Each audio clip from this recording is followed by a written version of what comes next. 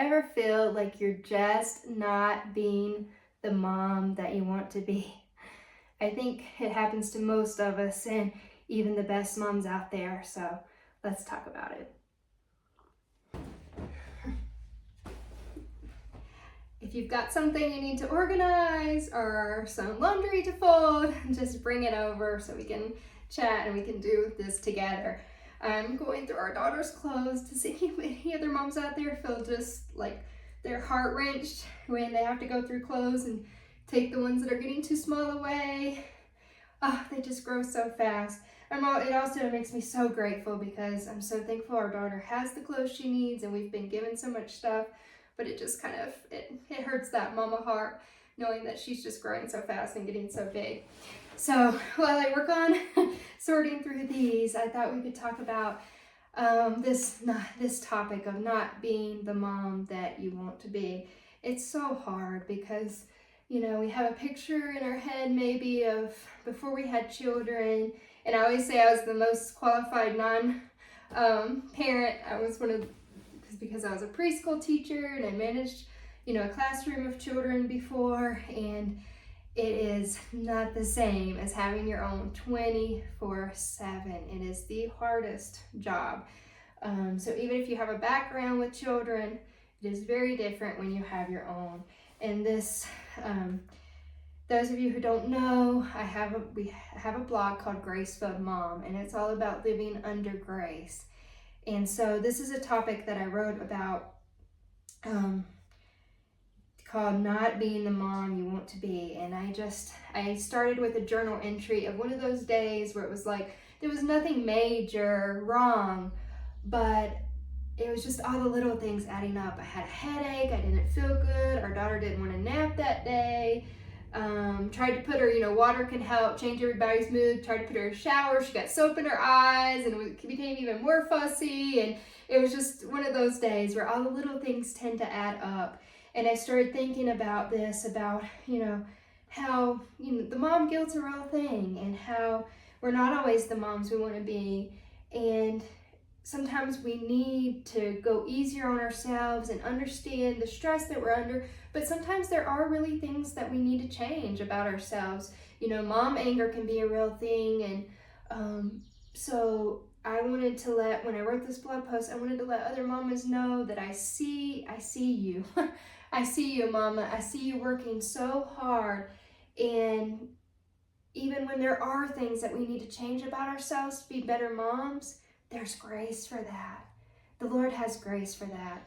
And so that's what I want to talk to you about today. And so I just wanted to go through this blog post and share some tips that I found that helped me. And I have not arrived yet, Mama. I'm sharing these things because these are things that I'm working through too.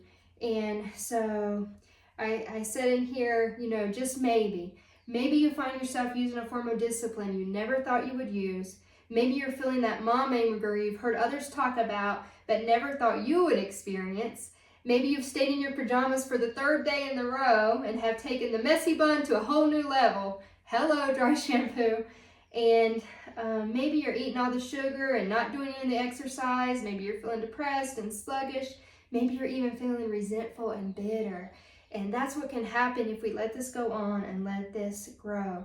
But Mama, it happens. It happens to good moms. It happens to moms who stay at home and moms who work at home. It happens to moms who work outside the home. It happens to moms who have help and moms who don't. It happens. Motherhood is a huge, overwhelming thing, and it's a beautiful thing, and I love it, but it can be very overstimulating and overwhelming. And I want you to know that our passage here, what Grace-Filled Mom is built on, is that verse in 2 Corinthians 12:9 that says, "And he said unto me, my grace is sufficient for thee, for my strength is made perfect in weakness. Most gladly, therefore, I rather glory in my infirmities, that the power of Christ may rest upon me." So, Mama, I want you to know that when you're feeling weak, when you're feeling overstimulated, when you're feeling overwhelmed, His grace is sufficient for you. Even in those moments, His grace is sufficient. And I want us to leave us with that today. And then I'm going to get into some practical tips. But that is the main thing. If we don't do anything else, our relationship with Jesus and spending that time with him, especially in the mornings before the kids get up, that's the only thing that's going to give us that true lasting joy and true change in our hearts that we can pass on to our children. And so one of the first things that I mentioned in the blog post was to ask yourself what matters to you. Sometimes we can get so overwhelmed because we're doing all the things. Maybe our kids are in a bunch of activities, or we think they need play groups. And one of the things you'll notice if you come over to the Grace-Filled Mom blog is that I'm about systems and doing the things and being productive, but also about simplifying, being more minimal with not just only our spaces, but our time and our home, because it can help so much with that overstimulation as a mom, but also with our schedules. A lot of times there's just too much. There's just too many things we're trying to, and they may even be good things. They may be ministry, they may be helping others, and those are good things that we need to do.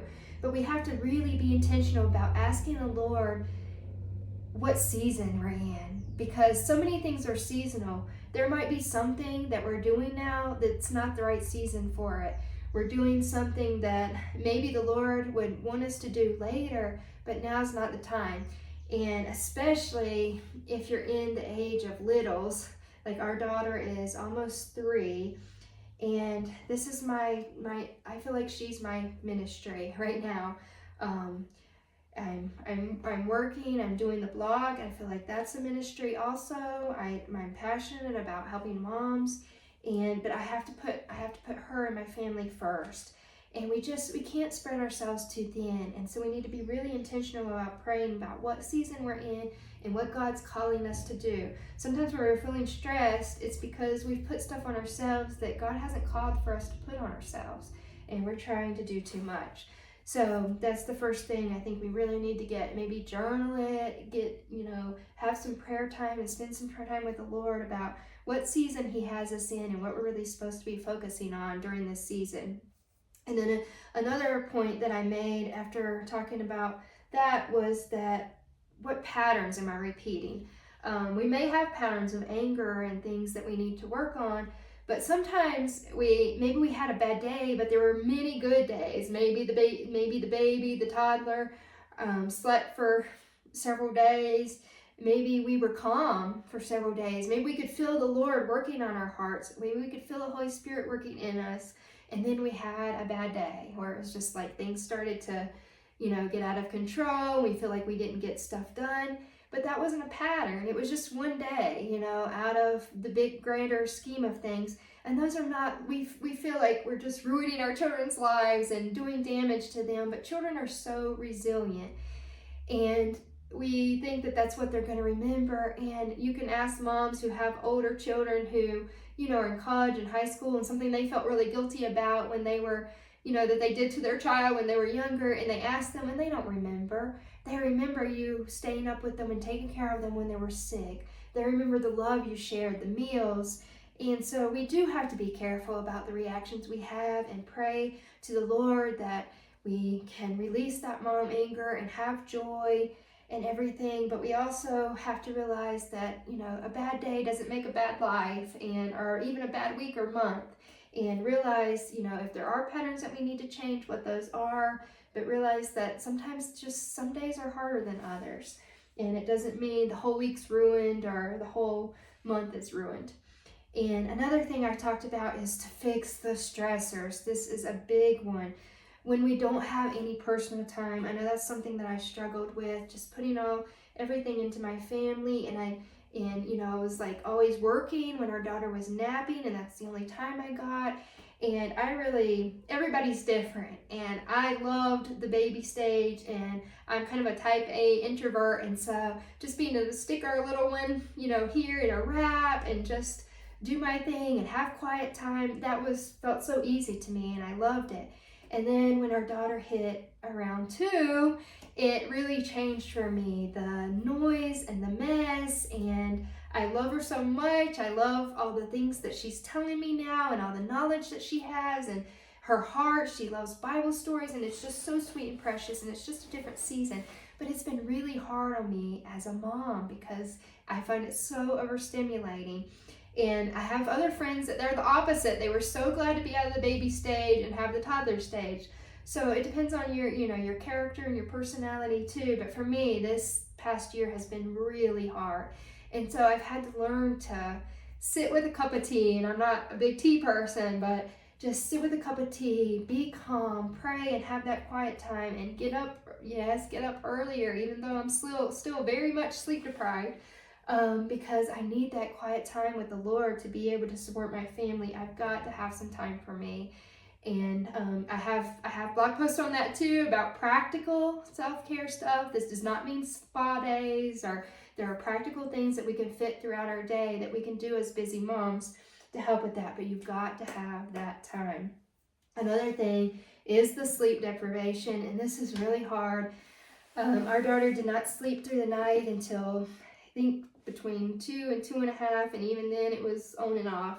And it's been rough, and I've been really sleep deprived. But there are things that we can do to make it better, and we can even talk to our doctor and see what, get the help that we need. And there are things that we can do, and that's something that we do need to try and improve as much as we can. It doesn't always make it perfect, but financial struggles are another stressor. But we can talk about things, we can simplify, we can try and work on our budget, try and reduce expenses as much as we can. The overstimulation, like I already talked about that. Woo, that's a trigger for me. And if I'm having a time that I'm feeling really overstimulated, sometimes I just have to tell our daughter, I need you to have some quiet time right now. And she's gotten good about it because we've kind of trained for that. And she'll go, I'll let her go in her room, and I'll get her whatever toys she wants and books, and she will just, even if it's like 15 or 20 minutes, just to let Mama breathe and feel more calm. And so I can pull myself back together, and I'll pray, and that really helps. So that's something that's helped us, and you just have to figure out that. The meal planning and preparation. Oh, woo, that is a hard point in my day, Mama. Anybody else? Give me a comment if that is like, if dinner, like that what's for dinner is like your dreaded question. That is so hard, trying to come up with something every single day to feed our family. It's just, that's one of my struggles. And so I've got posts talking about that too, and I've got some posts on low cook and no cook dinner ideas and different things. But something that has helped me is preparing because we typically eat all 3 meals at home. So just my daughter and I for breakfast and lunch. But what I'll do is I'll prepare ingredients while I'm making breakfast and lunch ahead, so that by dinner the ingredients are already prepped and it's easy to just throw together. But there's a lot of tips we can learn online about making that better. The mom guilt, that's another trigger. My best answer for that is just leaning on Jesus. I felt it. I think every good mom that's trying to be the best mom that they can be, feels this, and it's really hard. Like I said, we often feel like we're just ruining our children with little things, and it's hard, but there's grace for it. Another trigger that I put that could be one of your triggers is social isolation. When we don't get to talk to other moms, maybe you're in a place where you don't have a church family. That's been, my family lives abroad, and that's been one of our challenges. But we need community. Yeah, I'm working on starting a community for mamas for this reason. I just launched this year a 30-day reset challenge, and that's going to be launching again, so stay tuned for that. But I'm also working on a membership, and but find your community. If you can do, like I said in the beginning, we don't want to get too crazy with too many things and pack our schedules full, but play dates can be a really good way to talk to other mamas and meet people. And like I said, I'm an introvert. I can do without a lot of social interaction, but I still need it. I still need connection, and just encourage another mom. Let's encourage each other. Somebody told me not long ago, just kind of out of the blue, you're a good mom. And you don't know what that did. You don't know what that did to my spirit. Somebody just saying that. And in a day that I really needed to hear it. And so if nobody else has told you today, I'm telling you right now, I see you, Mama, and you're a good mom. And whatever you feel like you're failing at, His grace is sufficient. And if you get nothing else out from this video, that's what I want you to know that, okay? I want you to know that. So those are some of the triggers that we can look for and we can start to recognize.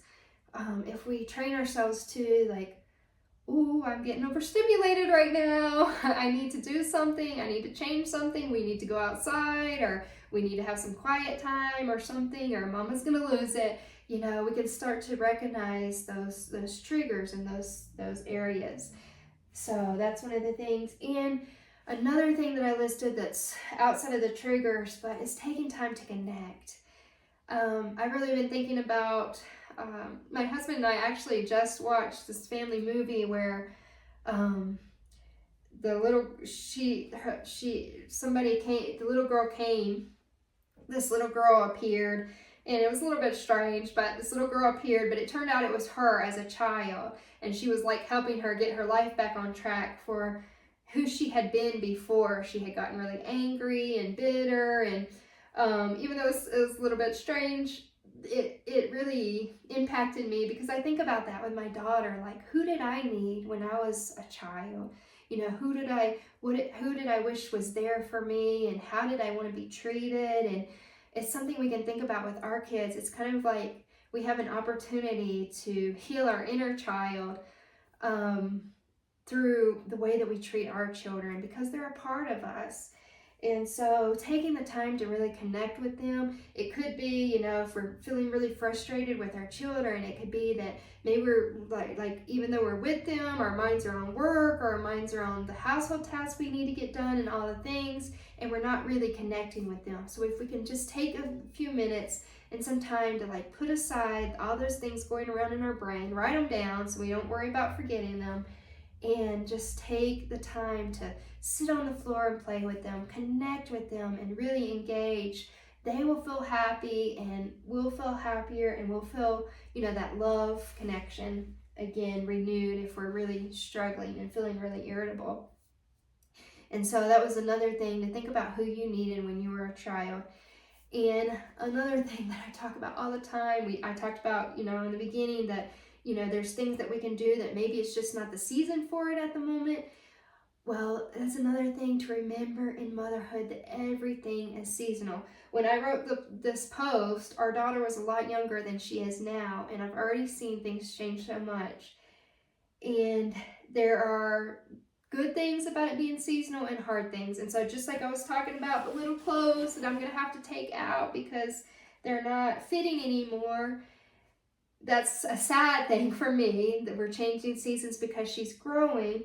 But when there's something hard, like the not sleeping through the night, one day she's going to sleep through the night, and maybe I'm going to miss those in the middle of the night cuddles. And so if we can remember and keep that in our mind, how seasonal motherhood is. The things that are hard right now, they're going to change for something better. The things that we love right now, they're going to grow out of, and that's going to be hard. But we can just hold everything loosely, with our hands, and know that it's a gift that God's given us, and try and enjoy every season that there is, that this gift of motherhood and journey brings us. So, and the most important thing I want you to remember is there's mercy. There's mercy for everything, and grace. Like I already talked about, the grace that Jesus has for us, and He called you to be this child's mother, each of your children, if you have more than one, not somebody else. He specifically matched our children to us, and that means He knows that we're the mother they need. And that's so important to remember, that when we're having a hard day, there's mercy for it. His grace is sufficient. There's that famous verse, but really think about it and meditate on it. Matthew 18:28-30.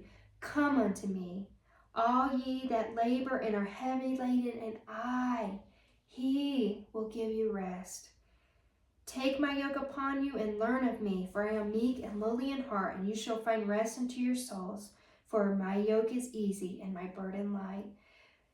Whatever you're going through, whatever challenges may feel so big to you, but Jesus, he understands, and he has the grace for it, and he has the strength for it, and he has everything you need. So we can go to him today.